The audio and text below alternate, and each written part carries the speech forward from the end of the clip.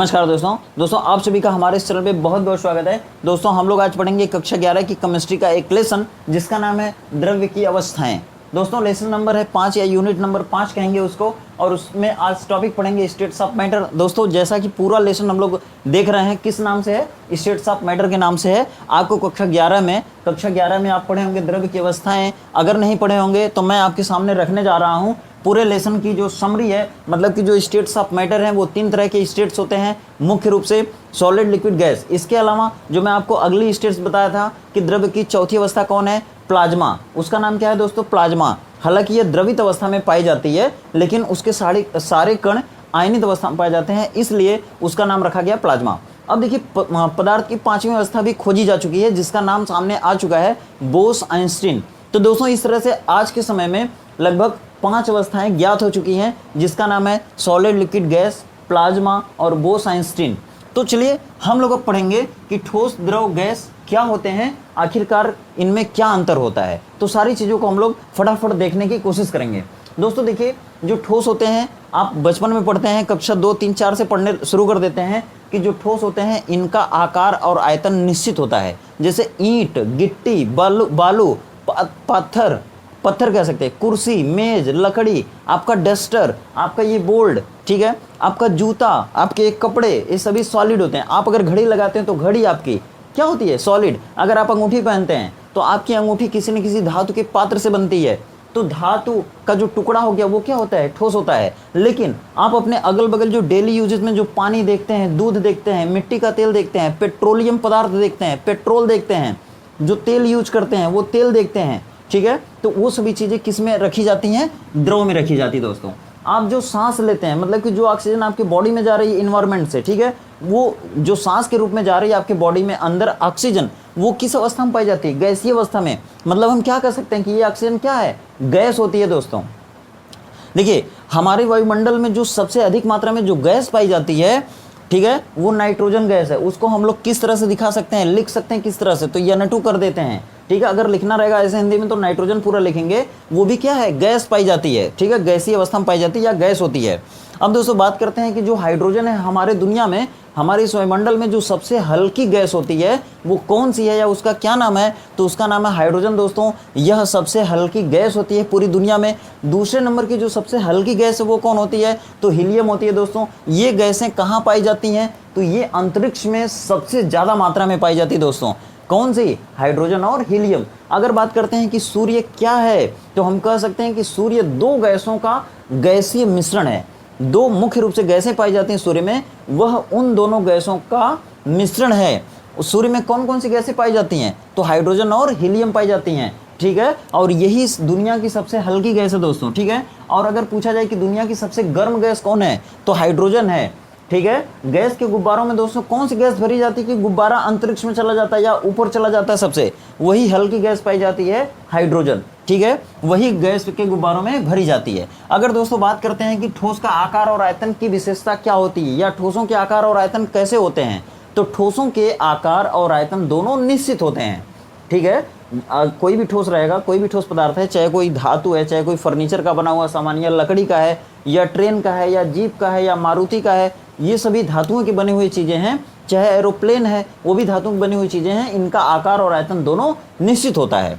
अब दोस्तों बात करते हैं द्रव की।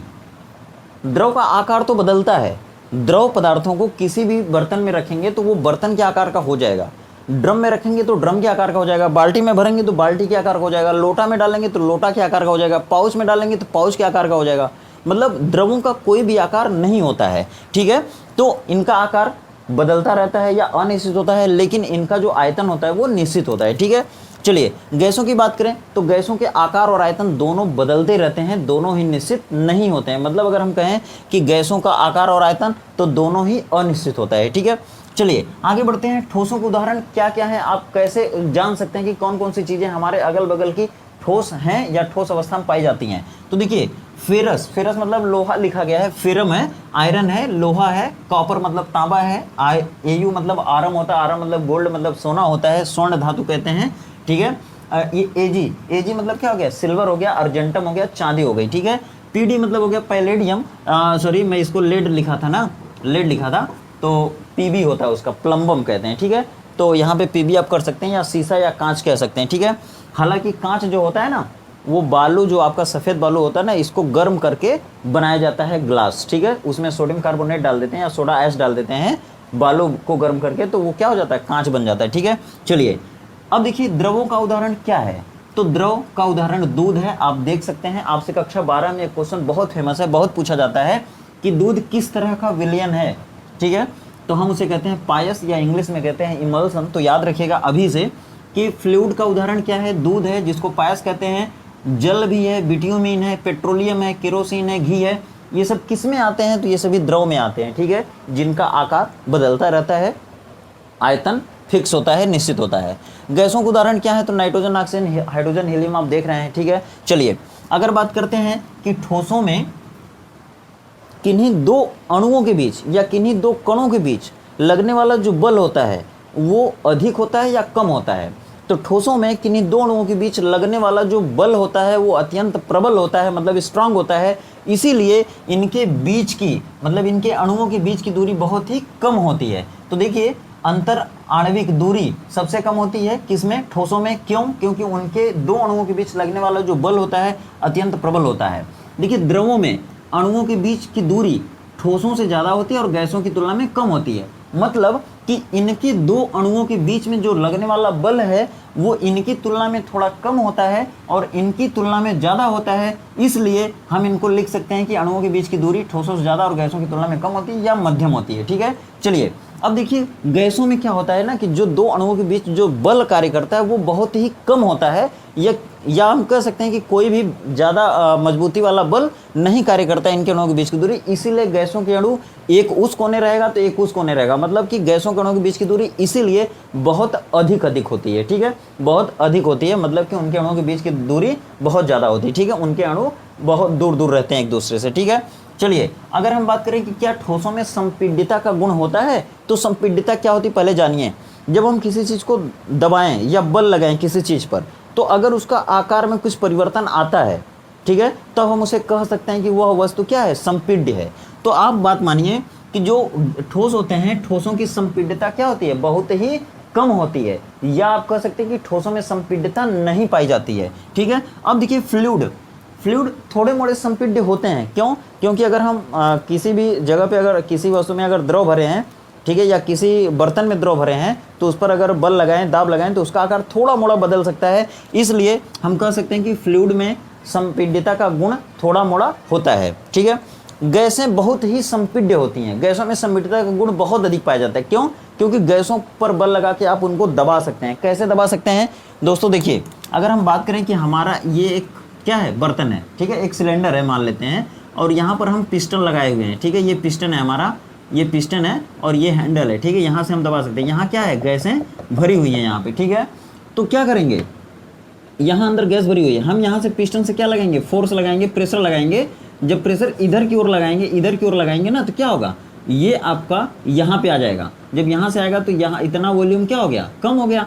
मतलब अब ये गैसें कहाँ तक सीमित हो गई, यहाँ तक सीमित हो गई, ठीक है। तो बल लगाने पर क्या होता है, गैसों के अणु पास पास आते हैं, जिनसे उनका आयतन कम हो जाता है। इस गुण को हम क्या कहेंगे, संपीड्यता कहते हैं। इसलिए गैसों में संपीड्यता क्या होती है, बहुत ही ज़्यादा होती है। अब बात करते हैं कि ठोसों का घनत्व तो क्या होता है, अधिक होता है कि कम होता है। ठोसों का जो घनत्व है वो गैसों की तुलना में और द्रवों की तुलना में सबसे अधिक होता है। क्यों अधिक होता है? क्योंकि गैसों और द्रवों की तुलना में ठोसों के अणु बहुत पास पास होते हैं, ठीक है। इसलिए ठोसों का घनत्व सबसे अधिक होता है, द्रव का घनत्व ठोसों से थोड़ा कम होता है और गैसों से थोड़ा ज़्यादा होता है। और गैसों का घनत्व तो एकदम कम होता है। क्यों? क्योंकि इनके अणु या गैसों के अणु प्रायः दूर दूर स्थित रहते हैं एक दूसरे से, ठीक है। आगे देखिए, अगर बात करते हैं कि विसरण की दर किसमें सबसे अधिक होती है, तो आप देखते हैं कोई लड़का परफ्यूम मार के आता है तो उसकी महक दूर तक पहुंच जाती है, लेकिन अगर कोई लड़का बेल्ट लगा के आता है तो दूसरे के पास बेल्ट नहीं पहुंच जाता है, ठीक है। घड़ी लगा के आता है तो घड़ी जहां जो लड़का लगा के आएगा उसी के हाथ में रहती है, बगल वाले में नहीं पहुंच पाती। मतलब कहने का है कि गैसों के जो अणु होते हैं ना, वो एक स्थान से दूसरे स्थान तक बहुत तेजी से जाते हैं। मतलब कहने की बात अगर है तो पॉइंट वाली बात यह है कि गैसों के अणु अधिक सांद्रता से कम सांद्रता की ओर ऑटोमेटिक जाने लगते हैं। इस क्रिया को क्या कहते हैं, इस घटना को क्या कहते हैं, विसरण, डिफ्यूजन कहते हैं। तो गैसों में विसरण का गुण सबसे अधिक पाया जाता है। अगर द्रव को गर्म करेंगे तो ये विसरित होगी, नहीं तो नहीं होगी। मतलब द्रवों में विसरण का गुण प्रायः कम पाया जाता है या बहुत कम पाया जाता है, और ठोसों में विसरण का गुण एकदम नहीं पाया जाता है। ठीक है, ऐसे आप कह सकते हैं।